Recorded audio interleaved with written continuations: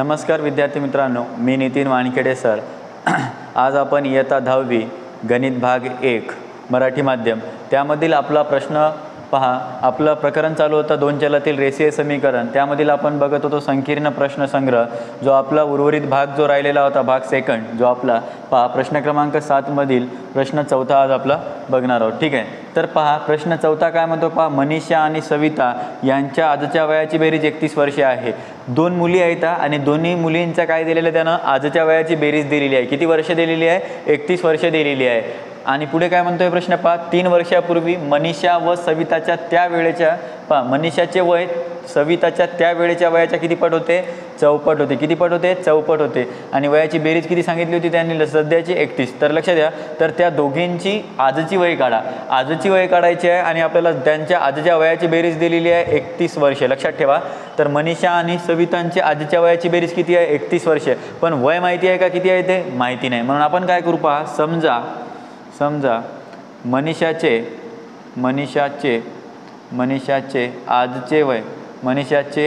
आजचे वय काय मानले? समजा आपण x वर्ष आहे असं म्हणले, काय x वर्षे आहे। ठीक आहे, व सविताचे आजचे वय y वर्ष आहे। ठीक आहे, y वर्ष आहे। झालं एवढं? आपण काय सांगितलं पहा, मनीषाचे आजचे वय x वर्ष आहे आणि सविताचे आजचे वय y वर्ष आहे। तर आपण दोन्हीही सपोजिशन लिहिल्या, मानलंय। तर आपण काय सांगणार आता? दिलेली पहिली अट सांगणार। दिलेल्या पहिल्या अटीनुसार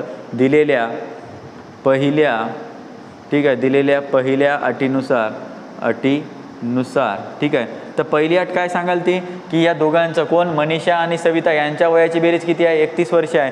तर यांची वयाची बेरीज सांगितलेली आहे आणि आपण त्यांचं सध्याचं वय काय मानलेलं आहे पहा, मनीषाचं वय मानलेलं आहे x वर्षे आणि सविताचं वय मानलेलं आहे y वर्षे आणि त्या दोघांची बेरीज किती सांगितली? x वर्ष सांगितली। म्हणून आपण काय सांगणार? पहिल्या अटीमध्ये काय सांगणार पहा, दिलेल्या पहिल्या अटीनुसार मनीषा आणि सवितांच्या आजच्या वयाची बेरीज सांगणार। मग सांगा, खालच्या याच्यात लिहू शकता किंवा इथे लिहा पहा, मनीषा आणि सविता ठीक आहे, मनीषा आणि सविता यांच्या आजच्या वयाची बेरीज ठीक आहे, आजच्या वयाची बेरीज किती आहे? 31 आहे। किती? 31 वर्ष आहे। 31 वर्ष आहे। ठीक आहे, आपण आता लिहिलं की त्यांच्या वयाची बेरीज किती दिलेली आहे? 31 वर्ष दिलेली आहे। तर आता आपल्याला मनीषाचं आजचं वय माहिती आहे का? नाही। म्हणून आपण काय मानलं होतं? x वर्ष मानलं होतं। मग x अधिक या दोघांची बेरीज दिलेली आहे ना, म्हणून अधिक लिहिलं आहे। तर सविताचे आजचे वय काय? y। तर या दोघांची बेरीज किती वर्ष सांगितलेली आहे? 31 वर्ष सांगितलेली आहे। तर अशा प्रकारे आपल्याला काय मिळालं? समीकरण 1 मिळालं। लक्षात आलंय का? काय केलं पहा, मी काय केलं, दिलेली पहिली अट काय सांगत होतं की मनीषा आणि सवितांच्या यांच्या आजच्या वयाची बेरीज किती सांगितली त्यानं? 31 वर्ष सांगितलेली आहे। ठीक आहे, म्हणून मी काय केलं, मनीषा आणि सविता यांच्या आजच्या वयाची बेरीज 31 वर्षे लिहिले। कसं? मग आता मी काय म्हणलं होतं की समजा मनीषाचे आजचे वय काय म्हणलं होतं आपण? x वर्ष आहे म्हणलं होतं आणि सविताचं y वर्ष म्हणलं होतं। म्हणून या दोघांची वयाची बेरीज किती सांगितली? 31 वर्ष सांगितली। तर अशा प्रकारे आपल्याला काय मिळालं? समीकरण 1 मिळालं। तर आता समीकरण 2 तयार करायच्यापूर्वी काय केलेलं आहे पहा, त्यानं काय म्हणलेलं आहे? 3 वर्षापूर्वी। आता 3 वर्षापूर्वी म्हणजे काय? तो मागे चालला म्हणजेच काय होणार आहे? तर त्याच्यात वजा बाकी होणार आहे। लक्षात ठेवा, तर मनीषाची वय सविताच्या त्या वेळेच्या वयाच्या किती पट होते? चौपट होते। म्हणून आपण काय सांगणार आता? आपल्याला 3 वर्षापूर्वी गोष्टी सांगायला तो, तर म्हणून काय म्हटलं पहा, 3 वर्षापूर्वी। ठीक आहे, 3 वर्षापूर्वी लिहा, 3 वर्षापूर्वीची गोष्ट। ठीक आहे, 3 वर्षापूर्वी। मग आता 3 वर्षापूर्वी काय झालंय? मनीषाचे वय सविताच्या त्या वेळेच्या वयाच्या किती पट होते? चौपट होते। मग आपण 3 वर्षापूर्वी मनीषाचे वय काय होते ते सांगणार आणि सविताचे वय काय होते ते सांगणार। तर 3 वर्षापूर्वी काय म्हणलं मग आपण? मनीषाचे वय। 3 वर्षापूर्वी मनीषाचे वय काय होते? कमीच होते ना, कारण 3 वर्षापूर्वी गोष्ट सांगायला मनीषाचं काय वय मानलं होतं सध्या? x। तर 3 वर्षापूर्वी म्हणल्यानंतर मागील गोष्ट म्हणल्यानंतर वजा, तर हे आपण लिहिलं x वजा 3 लिहिलंय। ठीक आहे, आणि हे काय सांगलं आपण? वर्षाबद्दल बोलत आहोत म्हणून वर्ष लिहिलं। ठीक आहे, आणि सविताचं वय सांगा आता? सविताचे वय। ठीक आहे, सविताचे वय मागील 3 वर्षापूर्वी। तर सविता काय मानलं होतं? वय y। मागील 3 वर्ष म्हणल्यानंतर वजा आणि हे वर्ष। ठीक आहे, तर ह्या दोन्ही गोष्टी आपण सांगितलेल्या आहेत। आता आपल्याला काय सांगितलेली आहे पहा, लक्षात घ्या। आता काय म्हटलं आपल्याला? पुढे काय सांगायचं आता? 8 काय दिलेली आहे की मनीषाचे वय सविताच्या त्या वेळेच्या वयाच्या किती पट होती? चौपट होती हे सांगायचे आहे. तर मग आपण काय लिहिणार आता, दिलेल्या दुसऱ्या अटीनुसार 8 लिहून घ्या, दुसरी सांगायलेलं आहे. तर दिलेल्या दुसऱ्या अटीनुसार, कितव्या, दुसऱ्या अटीनुसार, दिलेल्या दुसऱ्या अटीनुसार काय सांगायलेली आपली दुसरी अट, की 3 वर्षापूर्वी, तेच लिहायचं, 3 वर्षापूर्वी मनीषाचे वय सविताच्या 3 वर्षापूर्वी, लिहा इथे वाटलं असतं असं लिहून घेऊ आपण, 3 वर्षापूर्वी, 3 वर्षापूर्वी मनीषाचे वय,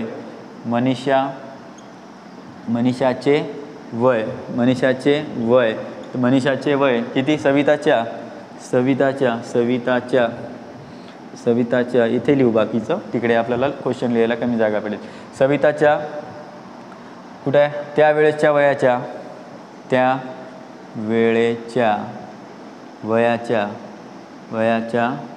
किती पट होतं ते, चौपट होते. आता चौपट होते आपल्याला माहिती आहे, लक्षात आलं आहे का. प्रश्न पाहून घ्या, आपली दुसरी अट पाहून घ्या. 3 वर्षापूर्वी मनीषाच्या वय सविताच्या त्या वेळेच्या वयाच्या किती पट होते, चौपट होते. तर आपण इथे दिलेली आपण दुसरी अट लिहून घेतली. ठीक आहे. तर मग दुसऱ्या अटीमध्ये सांगलं तसं लिहा. काय सांगितलं होतं, मनीषाचे वय x - 3 आणि आपल्याला चौपट सांगायचं आहे. ठीक आहे, सविताच्या. तर मग आपण काय सांगितलं, सविता काय होती आपली, सविता y - 3 होती. ठीक आहे, इथे लिहून आहे पहा, सविताचे वय y - 3, तर त्याच्या 4 पट, तर 4 × y - 3. तर आता याला सोडवून घ्या. सोडून घेत असताना काय सांगशाल सांगा. आता 4ने काय करा, y - 3ला काय करून घ्यायचं, गुणून घ्यायचं. ठीक आहे, तर 4 × y 4y - 3 आणि हे काय आपलं x - 3. तर आता काय करायचं, yला काय करून घ्या, इकडे आणून घ्या सरळ आणि पहा, आणि -3ला तिकडे, एक मिनिट सॉरी, इथे काय केलं, 4 × y 4y आणि 4 × 3 = 12. ठीक आहे, हे आपलं झालेलं आहे. तर मग या yला इकडे आणा x आणि हे 4y इकडे आला तर काय झालं, अधिक आहे तर इकडे काय होईल, -4y आणि बरोबर -3y तिकडे गेला तर -12 + 3. ठीक आहे, तर मग सांगा आता x - 4y. ठीक आहे, तर इथे आपण लिहायला सुरुवात करू.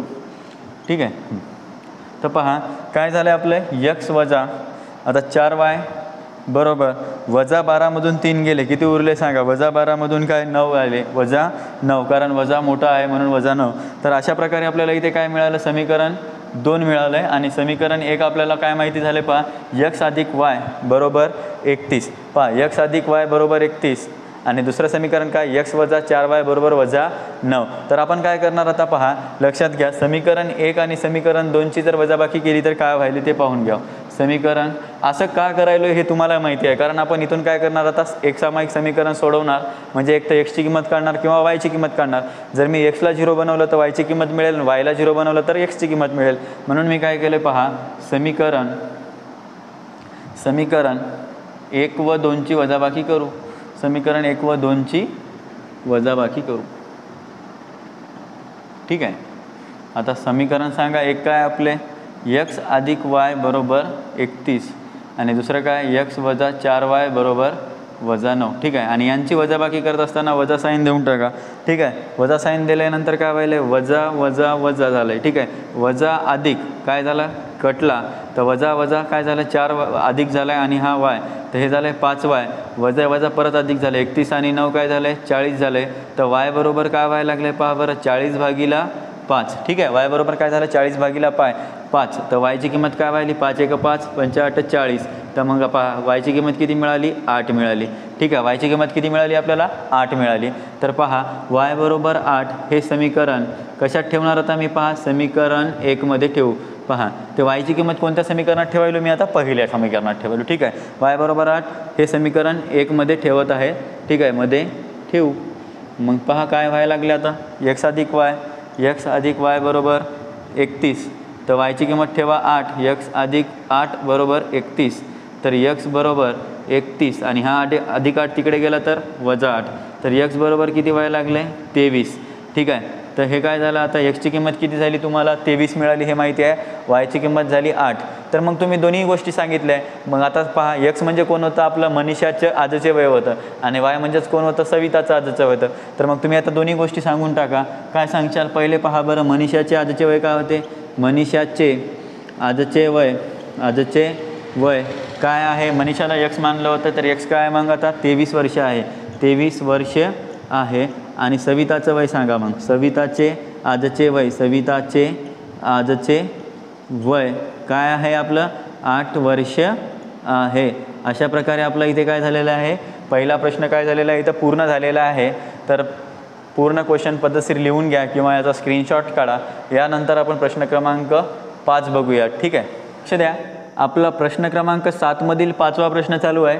तर पहा प्रश्न काय म्हणतोय, एका कारखान्यातील कुशल आणि अकुशल कामगारांच्या रोजगारांचे गुणोत्तर किती दिलेले आहे, 5:3 दिलेले आहे. ठीक आहे, पुढे काय म्हणला प्रश्न पहा, एका कुशल आणि अकुशल कामगारांचा एका दिवसाचा एकूण रोजगार 720 रुपये आहे. तर प्रत्येक कुशल कामगाराच्या आणि अकुशल कामगाराचा रोजगार काढा. म्हणजे आपल्याला काय सांगितलेले आहे, तर 2 व्यक्ती दिलेले आहे, रोजगार दिलेले आहे. तर त्याच्यामध्ये कुशल आणि अकुशल हे रोजगार आहेत. ठीक आहे, आणि सोबतच काय दिलेलं आहे, त्यांचा एका दिवसात पहा काय म्हणलेलं आहे, एकूण रोजगार पण दिलेला आहे. तर आता आपण पहिले काय करू पहा, पहिल्या याच्यात काय म्हणलं त्यांना ते समजून घेऊ आधी, नंतर प्रश्नातल्या त्यांचा एकूण रोजगार काढूया. ठीक आहे, तर पहा एका कारखान्यातील कुशल आणि अकुशल कामगारांचा रोजाचे गुणोत्तर काय दिलेले आहे आपल्याला, 5:3 दिलेले आहे. ठीक आहे, आणि पुढे काय म्हणलं मग, एका कुशल आणि अकुशल कामगारांचा एका दिवसाचा एकूण रोजगार 720 रुपये आहे. कारण त्या दोघांचे मिळून 720 रुपये हे रोजगार दिलेला आहे. पण नेमका एकट्याचा किती आहे, म्हणजे कुशल कामगाराचाच एकूण पगार किती आहे हे आपल्याला माहिती नाही, किंवा अकुशल कामगारांचाच रोजगार किती आहे हे पण आपल्याला माहिती नाही. तर मग आपण काय करू, पहिले सपोज करून घेऊ. ठीक आहे, समजा आपल्याला काय सांगायचं आहे, समजा आता अकुशल कामगारांचा रोजगार आपण देऊ आता पहा, किंवा पहिले कुशल आहे तर कुशल घेऊ. ठीक आहे, तर कुशल कामगारांचा, एक मिनिट सॉरी, काय सांगणार आपण, कुशल कामगारांचा रोजगार ठीक आहे, रुपये यक्स. ठीक आहे, व अकुशल, लक्षात ठेवा, अकुशल कामगारांचा रोजगार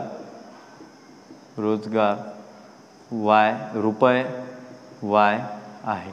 ठीक आहे, म्हणजे आपण काय केलं आहे, कुशल कामगारांचा रोजगार काय घेतला, x रुपये घेतला, आणि अकुशल कामगारांचा रोजगार y रुपये घेतला आहे. ठीक आहे, हे लक्षात आलं आहे. आता तर तुम्हाला पहिली अट काय दिलेली आहे ते समजून घ्या. इथे लिहून दिलेलं आहे पहा, म्हणून काय म्हणलं पहा, दिलेल्या पहिल्या अटीनुसार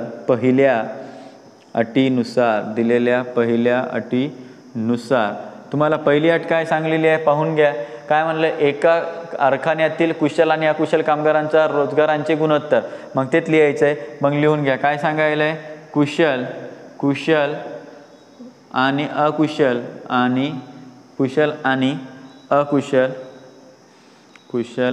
अकुशल कामगारांच्या रोजगाराचे गुणोत्तर,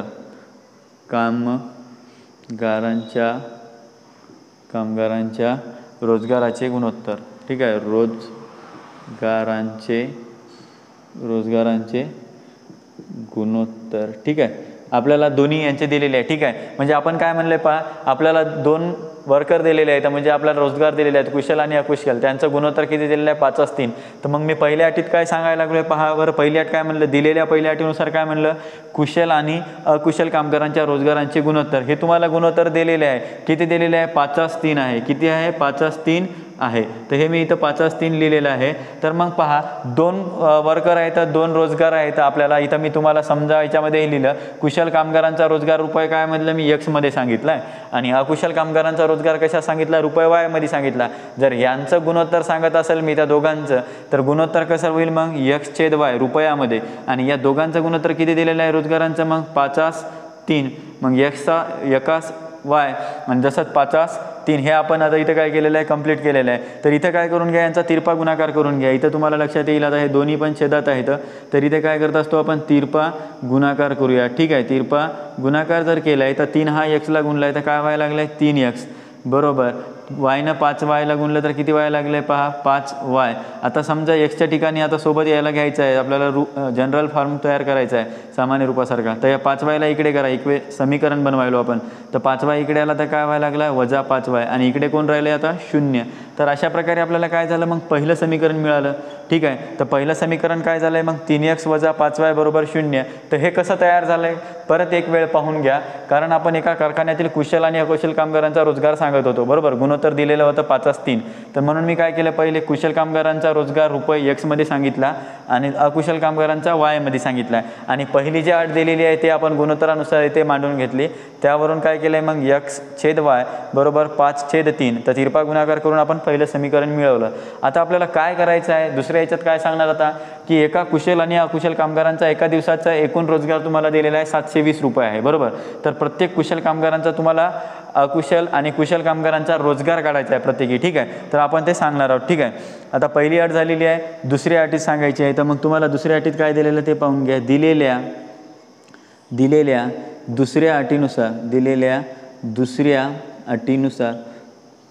अटीनुसार मग पहा बरं, दुसरी अट काय सांगायला लागली तुम्हाला. दुसरी अट काय म्हणली होती की एका कुशल आणि अकुशल कामगारांचा पगार. ठीक आहे, पहा अकुशल आणि कुशल कामगारांचा एकूण रोजगार किती दिलेला आहे, 720 रुपये रोजगार दिलेला आहे. तर मग ते लिहून घ्या. दोघांचाही एकूण एका दिवसाचा पगार लिहा. एक मिनिट, थोडासा प्रश्न मोठा आहे. कुशल व कुशल या दोघांचा एका दिवसाचा पगार किती दिलेला आहे बरं. एका दिवसाचा पगार किती दिलेला आहे इथे पहा, 720 रुपये दिलेला आहे. तर इथे लिहून घ्या 720 रुपये आहे. इथं लिहिलं आपण 720 रुपये आहे. तर आता याच्या बाजूला आता आपण इकडे काय करणार, आता एक समीकरण तयार करून घ्या. 720 रुपये दिलेला आहे. तर पहा दोघांचाही पगार आपल्याला माहिती नव्हता म्हणून मी रुपये पहा लक्षात घ्या. दोघांचा पगार एकूण 720 रुपये आहे. तर नेमका पगार एकट्याचा माहिती आहे का, कुशलवाल्याचाही माहिती नाही आहे आणि अकुशलवाल्याचाही माहिती नाही. म्हणून मी काय केलं, त्यांना एक्स आणि वाय मानलं होतं आणि एकूण पगार किती व्हायला लागली मग 720 रुपये व्हायला लागली. तर मग तुम्ही इथं लिहू शकता दुसऱ्या अटीमध्ये की कुशल कामगारांचा एका दिवसाचा पगार एक्स आहे, अकुशलचा वाय आहे आणि एकूण 720 हां 720 आहे. तर हे समीकरण काय झालं आपलं, आता 2 समीकरण झालं. याला 2 नंबर मी नाव दिले. तर पहा आपल्यापाशी पहिलं समीकरण काय होतं, 3x + 5y = 0 आणि दुसरं समीकरण काय झालं, x + y = 720. ठीक आहे, तर आता ते दोन्ही समीकरण मिळवल्यानंतर तुम्हाला काय करायचं असते, दोन्ही समीकरणामधून तुम्ही एक सामायिक पद्धतीने काय करशाल, एक तर एक्सची व्हॅल्यू काढशाल आणि वायची व्हॅल्यू काढशाल. ठीक आहे, तर मग इथे पाहून घ्या बरं, इथे तुम्हाला सहगुणक कोण दिलेला आहे, 3x दिलेला आहे आणि इथं काय दिलेलं आहे, x दिलेला आहे. एक तर तुम्ही x आणि तिथल्या एक्सला सारखं करशाल म्हणजे दोन्ही सहगुणक काय करशाल, एक तर सारखे करशाल म्हणजे त्यांना सारखं करून काय करशाल, त्यांची एक तर वजाबाकी किंवा बेरीज. आता हे दोघे बेरजेत आहेत तर यांची काय करावं लागेल, तुम्हाला वजाबाकी करावं लागेल. मग समजा एक्स जर 0 झाला आपला, हा जर 0 झाला तर तुम्हाला वायची किंमत मिळेल. पण इथे पहा आता हा वजामध्ये आहे आणि हा वाय अधिकमध्ये आहे. हे पहा सहगुणक काय दिलेला आहे, हा अधिक वाय आहे आणि हा वजा वाय आहे. तर मी काय करायलो, वाय या सहगुणकाला सारखा करायलो आहे. तर मग मला दुसऱ्या समीकरणाला कितीनं गुणावं लागेल, 5नं गुणावं लागेल. जेणेकरून पहा इथे -5 आहे, लक्षात येत आहे का, इथे -5 आहे आणि इथं +5 आहे. म्हणून मी समीकरण 2ला कितीनं गुणायलो आहे, 5ने गुणायला लागलो. ठीक आहे, 2ला 5ने गुणू. ठीक आहे, 2ला 5ने गुणलं तर काय व्हायला लागलं, मग पहा बरं 2ला 5ने गुणून घ्या तर 5x. ठीक आहे, 5x + 5y बरोबर, आता याचा 720ला 5नं गुणलं तर किती व्हायला लागलं आहे, 720 × 5 3600 बरोबर, 3600 झालं आहे का. 5नं गुणलं तर 720 × 5 किती झालं आहे, 3600. अशा प्रकारे आपल्याला काय मिळालं, नवीन समीकरण मिळालं, ज्याला की नाव द्या समीकरण नंबर 3. ठीक आहे, तर पहा बरं 5x + 5y = 3600 हे समीकरण नंबर 3 झालं आहे. आणि समीकरण नंबर 1 पहा, 3x + 5y = 0. इथं वजा आहे आणि त्याच्यामध्ये अधिक आहे. तर या दोन्ही समीकरणाची काय करून घ्या, आता तुम्ही बेरीज करून घ्या जेणेकरून तुम्हाला y काय मिळेल, 0 होईल. ठीक आहे, मग तेव्हा x ची किंमत मिळणार. तर मग सांगा समीकरण लक्षात घ्या, समीकरण 1 व 3ची काय करू आता आपण, बेरीज करू. 1 व 3ची बेरीज करू. ठीक आहे, बेरीज करत असताना हे दोघं जण 0 होतील म्हणजे y 0 बनून जाईल. ठीक आहे, तर मग पहा 3x + 5y हे समीकरण 1 नंबरचं आहे आणि 3 नंबरचं समीकरण इथे दिलेलं आहे तुम्हाला. पहा 5x + 5y = 3600. ठीक आहे, तर हे झालं. आता याची बेरीज करत असताना पहा 5 आणि 3 8x. ठीक आहे, हे अधिक आणि हे वजा y 5y कटला तर इथे काय राहिलं आता 3600. तर मग सांगा x = 3600 / 8. तर यक्स बरोबर आता 36 भागीला 8 केल्यानंतर किती व्हायला लागलं, आता 450 उत्तर यायला लागलं. कितीचा भाग गेला आता इथे, 450चा भाग गेला आहे. ठीक आहे, तर मग आता तुम्हाला हा यक्स बरोबर 450 कोणत्या समीकरणामध्ये ठेवशाल, समीकरण 1 मध्ये ठेवलं तर 1 नंबरचं समीकरण इथेच आहे पहा. तर मग पहा हे समीकरण 1 मध्ये ठेवू, हे समीकरण 1 मध्ये ठेवू. ठीक आहे, 1 मध्ये ठेवले तर समीकरण 1 नंबर सांगा काय, 3x वजा 5y बरोबर 0. ठीक आहे, तर पहा 3 एक्सची किंमत आहे 450 आणि इकडे वजा 5y बरोबर 0. तर मग याला गुणाकार करून घ्या, किती व्हायले 1350 वजा 5y बरोबर 0. तर आता पहा 5yला काय केलं मी पलीकडे टाकलं, इथे घेऊ आपण थोडंसं राहिलेलं. ठीक आहे, 1350 बरोबर 5y, तर y बरोबर किती व्हायले मग 1350 भागीला 5. तर yची किंमत किती यायला लागली मला सांगा बरं, yची किंमत आली आता 270.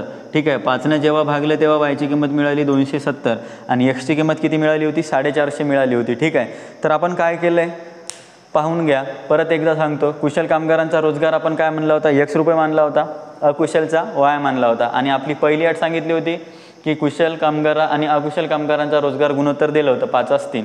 त्याच्यानंतर पहिलं समीकरण बनवलं आहे. तसंच दुसरी अट जी दिलेली आहे, दुसरी अट काय सांगितली होती की त्या दोघांचा एकूण पगार किती होता, रोजगार किती होता 720. तर आपल्याला एकाचा काढायचा आहे, म्हणजे एकट्यांचा काढायचा आहे कुशल आणि अकुशलचा. तर त्या दोघांची कंडिशनवरून आपण काय बनवलं, मग दुसरं समीकरण बनवलं आहे आणि या दोन्ही समीकरणाला एक सामायिक पद्धतीनं सोडवलं आहे. तर त्यावरून आपल्याला एक्सची किंमत मिळाली आणि वायची किंमत मिळाली. तर एक्स म्हणजेच कोण होता आपला, कोण होता पहा, यक्स म्हणजेच कोण आहे, कुशल कामगारांचा रोजगार. तर किती आला मग कुशल कामगारांचा, पहा कुशल कामगारांचा रोजगार जे की आपला यक्स आहे, तर यक्स किती आला आहे 450 रुपये. तर हे 450 रुपये आहे असं लिहा. आणि अकुशल कामगारांचा रोजगार, ठीक आहे, हे लिहून घ्या. रोजगार जे वाय आहे ते किती आहे 270 रुपये आहे. म्हणजे आपण दोन्ही यांचे काय सांगितलं आहे, रोजगार एका दिवसाचा सांगितलेला आहे, कोणाचा, कुशल आणि अकुशलचा.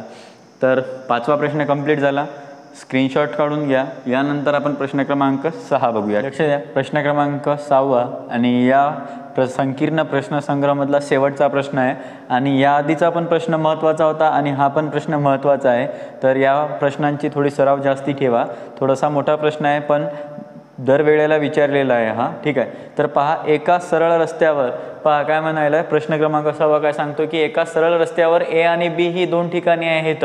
तर एक सरळ रस्ता दिलेला आहे आपल्याला. समजा आता एखादा सरळ रस्ता घेतला आहे समजा आपण, आणि इथे 2 ठिकाणं दिलेली आहे, एक ए आणि एक बी असे 2 ठिकाणं दिलेली आहे. ठीक आहे, आपल्याला ए आणि बी असे 2 ठिकाणी दिलेले आहेत आणि त्यांतील अंतर किती किलोमीटर दिलेलं आहे, यामधलं जे अंतर आहे हे किती दिलेलं आहे तुम्हाला, 30 किलोमीटरचं अंतर दिलेलं आहे. किती किलोमीटरचं अंतर दिलेलं आहे, 30 किलोमीटरचं अंतर आहे. हमीद मोटरसायकलने ए पासून बीच्या दिशेने जाण्यास निघतो. कोण निघायला लागलं आहे, हमीद ए पासून बीच्या ठिकाणी जाण्यास निघतो. इथून हमीद निघाला समजा, ठीक आहे, आणि काय म्हणायला ए पासून बीच्या ठिकाणी जाण्यास निघायला लागलं आहे. ठीक आहे, त्याचवेळी जोसेफ नावाचा एक व्यक्ती आहे, तो पण मोटरसायकलने बी पासून एच्या दिशेने येत आहे. तर बी पासून कोणीकडे यायला लागला, एच्या दिशेने यायला लागला. इथून कोण यायला लागलं आहे, जोसेफ निघायला लागला आहे. इकडून बी कडून तो कोणाच्या दिशेने यायला लागला आहे, एच्या दिशेने यायला लागला आहे. आणि हमीद पण काय करत होता, ए कडून बीच्या दिशेने जात होता. ठीक आहे, तर असं सांगितलं आहे. आणि पुढे काय म्हणलं त्यानं की ते दोघे 20 मिनिटात एकमेकांना भेटत आहेत. आता पहा, हमीद इकडून जात आहे, जोसेफ इकडे येत आहे आणि इथं किती मिनिटांमध्ये मिळत आहेत ते 20 मिनिटांमध्ये काय व्हायला लागले, ते एकमेकांना काय व्हायला लागले, भेटायला लागले. ठीक आहे, 20 मिनिटात एकमेकांना भेटतात. तर जोसेफ जर त्याच वेळी निघून विरुद्ध दिशेने गेला असता तर त्याला हमीद 3 तासांनी भेटला असता. तर प्रत्येकाचा प्रवासाचा वेग किती होता हे आपल्याला काय करायचं आहे, सांगायचं आहे. ठीक आहे, तर मग आपण पहा आता उत्तरामध्ये काय करूयात, लक्ष द्या, याचे 2 भाग करून घेऊया. थोडासा प्रश्न मोठा आहे तर. ठीक आहे, तर लक्षात घ्या, सपोजिशनमध्ये काय म्हणले मी ते समजून घ्या. समजा तुम्हाला 2 व्यक्ती दिलेले आहे. कोण कोण दिलेले आहे, तर एक पहा हमीद दिलेला आहे आणि एक दुसरा दिलेला आहे जोसेफ दिलेला आहे. तर मग हमीदचा वेग आपण काय समजू, यक्स. तर मग पहा हमीदचा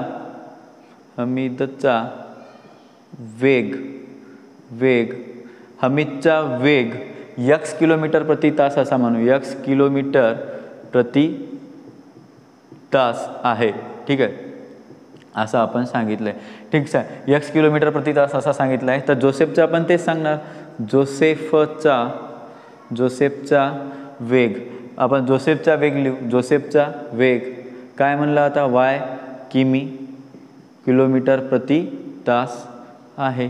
ठीक आहे, ह्या दोन्ही गोष्टी लिहिल्या आणि हे दोघंही एकमेकांना किती वेळाला भेटत होते? 20 मिनिटाला भेटत होते. इथं आपण सांगितले पहा, हमीद इकडून एपासून बीकडे जात होता, जोसेफ बीकडून एकडे येत होता आणि दोघे कुठं मिळत होते? 20 मिनिटांनी एकमेकांना मिळत होते, भेटत होते. तर मग आपण त्या दोघांनाही 20 मिनिटांनी एकमेकांना भेटतात त्या गोष्टी सांगून घेऊ. तर मग पहा बरं, ते दोघेही 20 मिनिटात एकमेकांना भेटतात. तर 20 मिनिटांनी पहा, मिनिटांनी 20 मिनिटांनी पहा 20 मिनिटांनी पार केलेले अंतर, किंवा आपण दोघांनीही केलेलं सांगू शकतो किंवा एकेकानं सांगितलं तरी चालते, किंवा आपण पहिल्या स्टार्टिंगला काय करून या पहा, लक्षात घ्या 20 मिनिटात हमीदने पार केलेलं अंतर सांगून घ्या. 20 मिनिटात कोणा सांगशाल आता? 20 मिनिटात हमीदने पार केलेले अंतर, हमीदने पार केलेले अंतर, कारण दोघांनाही सांगायचं आहे अंतर आपल्याला दोघांबद्दल आहे. तर सध्या मी कोणाचं सांगायलो पहा, 20 मिनिटात हमीदने पार केलेले अंतर सांगत आहोत. ठीक आहे, तर 20 मिनिटात म्हणजे आता तुम्हाला माहिती आहे मिनिटात म्हणलं 60 मिनिटाचा 1 तास व्हायला लागला, तर 20 मिनिट म्हणजे एका तासामधला कितवा भाग व्हायला लागला? हा 1/3 भाग व्हायला. 20 त्रिक 60 लक्षात येईल का? 1/3 भाग म्हणजे आपण काय सांगू शकतो की 1/3 तासात. ठीक आहे, 1/3 तास, बरोबर. 1/3 तास कोणाबद्दल सांगायलो मी? हमीदबद्दल सांगायलो की त्याला एवढ्या तासामध्ये तो पार करायला लागला अंतर, आणि आपण हमीदचा वेग सांगत आहोत म्हणून काय म्हणलं? 1/3 तास. तर याला काय म्हणलं मग पहा बरं, 1/3 तास x किलोमीटर एवढा त्याचा काय होता? बरोबर, वेग होता. ठीक आहे, इतका आपण वेग सांगितला आहे. तसंच आता जोसेफबद्दल सांगा. 20 मिनिटात त्याला पण सांगितलं असेल तर जोसेफ पण काय व्हायला लागला? 1/3 तासात. ठीक आहे, आता जोसेफबद्दल सांगितलं असेल तर जोसेफ काय होईल मग? 1/3. जोसेफसाठी आपण y किलोमीटर प्रति तास आपण एवढा वेग घेतला होता, तर y किलोमीटर एवढं आपण काय लिहिलं? मग y किलोमीटर एवढे अंतर लिहिणार. ठीक आहे, किमी अंतर आपण लिहिलेलं आहे. ठीक आहे, लक्षात यायला आहे. मग आता पुढे काय सांगशाल? आता ह्या दोन्ही गोष्टी तुम्ही तर सांगितलेल्या आहेत. दोन्ही गोष्टीवरून तुम्हाला काय सांगायची? आता याच्यावरून पहिली अट सांगायची. तर मग दिलेल्या पहिल्या अटीनुसार लिहा. दिलेल्या पहिल्या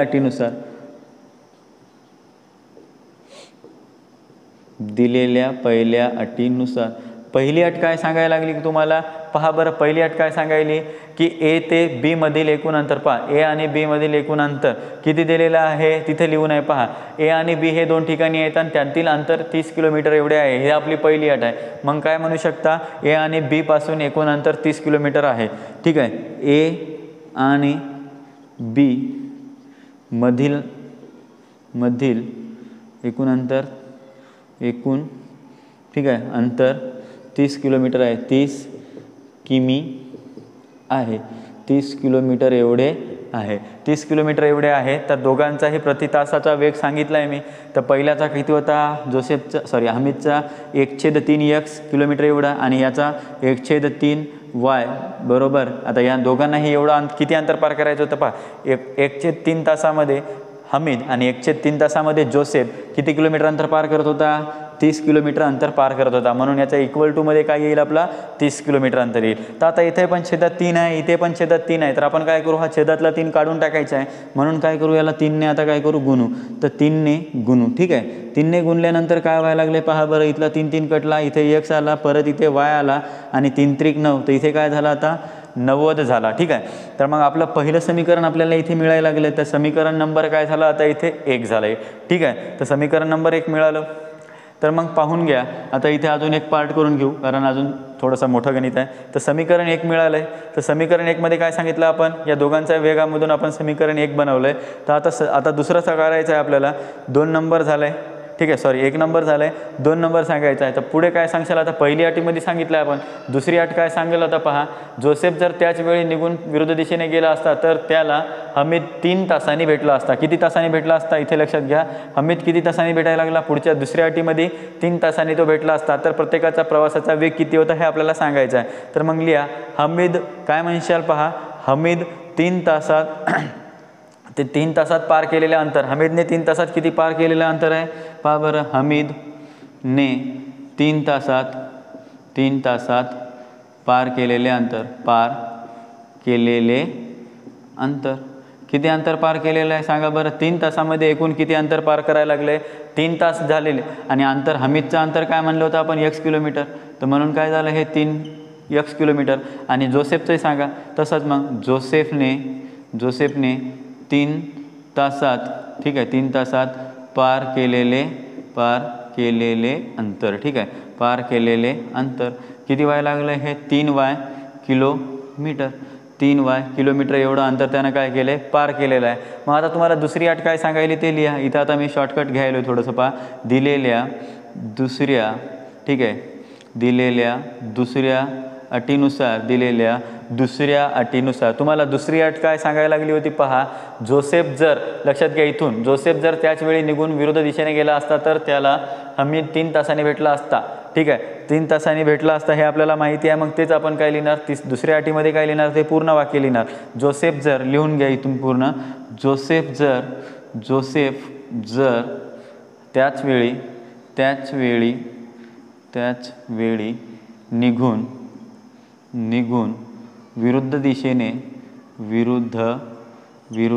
दिशेने, ठीक आहे, विरुद्ध दिशेने गेला असता, काय केला असता, वापस गेला असता, ठीक आहे, वापस गेला असता तर त्याला किती तास लागायला ते पहा बरं. तर त्याला हमीद 3 तासांनी भेटला असता. तर त्याला हमीद किती, 3 तासांनी भेटला असता. 3 तासांनी भेटला असता. कोण भेटला असता, हमीद, ठीक आहे. तर हे प्रश्न आपला, आता दुसरी अट इथं काय झाली आपली आता कंप्लीट झालेली आहे. तर दुसरी अट कंप्लीट झालेली आहे. तर पहा, 3 तासांनी ते एकमेकांना भेटायला लागले, ठीक आहे, 3 तासानंतर भेटायला लागले. तर आता आपलं समीकरण काय व्हायला लागलं पहा बरं.